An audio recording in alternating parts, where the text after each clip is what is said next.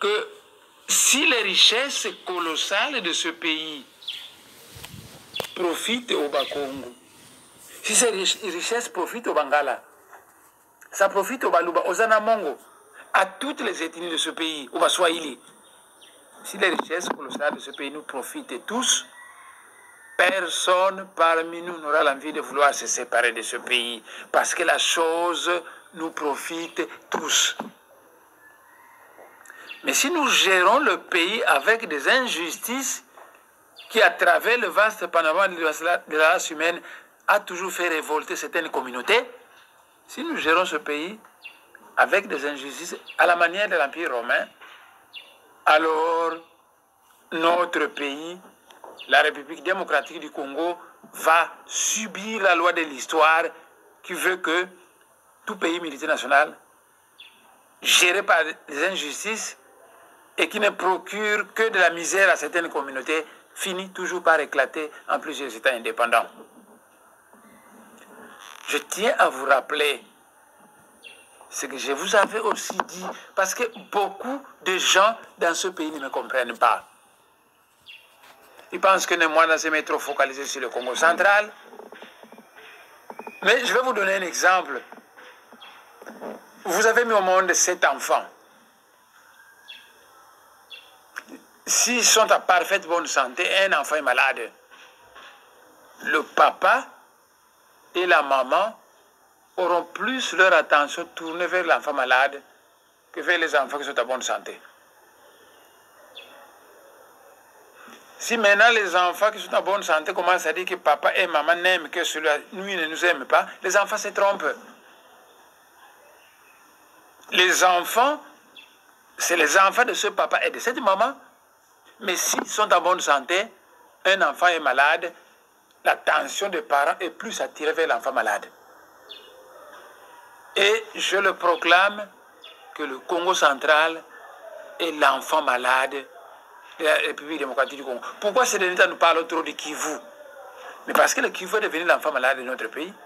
Il y a des problèmes là-bas et tout le monde a tendance de parler du Kivu. L'enfant malade de la République démocratique du Congo. Le Congo central est l'enfant malade de la République démocratique du Congo.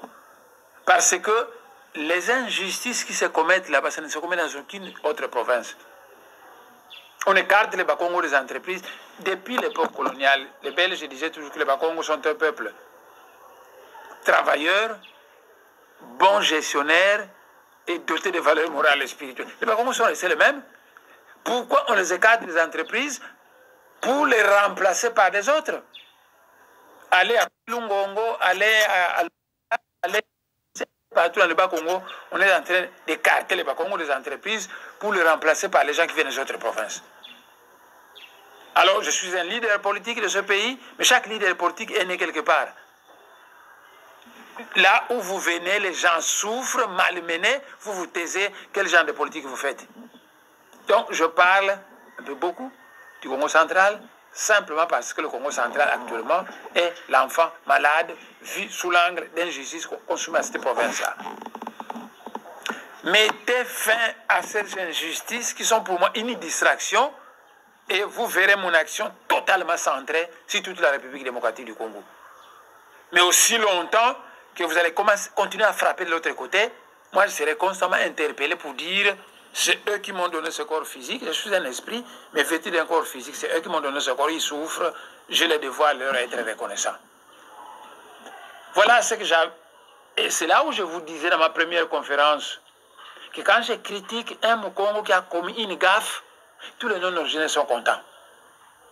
Mais si je critique un Moussouahili, ou un Mungala, ou un Moulouba qui a mal agi, il n'aime pas les non-originaires. Mais pourquoi vous ne me dites pas qu'il n'aime pas les Bakongo quand je critique un Mukongo?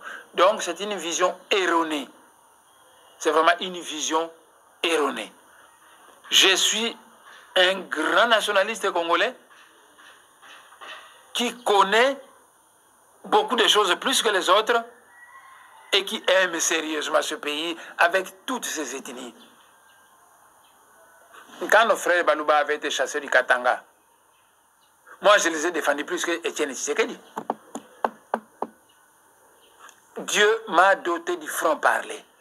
Et moi je ne dis que la vérité. Mais les gens de ce monde disent que la vérité blesse, donc il ne faut pas la dire. Vous préférez des mensonges qui vous font plaisir. Moi, je ne peux pas le faire. Dieu m'a doté du franc-parler où je dis la vérité en face. Et le maître Jésus disait, vous connaîtrez la vérité et la vérité vous affranchira. Nos frères Kassaïens, chassés du Katanga malmené, à ce moment-là, M. Tshisekedi était Premier ministre. Une dame dont j'avais fait les analyses médicales parce que j'étais chef de laboratoire de bactériologie. Cette dame était venue me voir et travaillait là-bas à la primature. J'ai posé la question à cette femme, mais, madame, mais qu'est-ce dit Tshisekedi de Balouba comme Malmène au Katanga? Parce que c'est lui le Premier ministre. Mais la dame m'a répondu que nous avons soumis ce problème et il nous avait dit que ça leur apprendra d'aller construire massivement chez autrui. Voilà. Et moi, je les ai défendus plus que n'importe quel politicien du Sud-Kasaï. Donc, c'est pour vous dire que je suis un nationaliste de ce pays. J'aime sérieusement toutes les ethnies de ce pays. Et j'aime ce pays, mais nous ne pouvons pas construire ce pays par le mensonge. Voilà un rappel que je vous ai fait de ce qui avait été dit dans la conférence passée. La conférence d'aujourd'hui s'intitule « L'importance de notre terre ».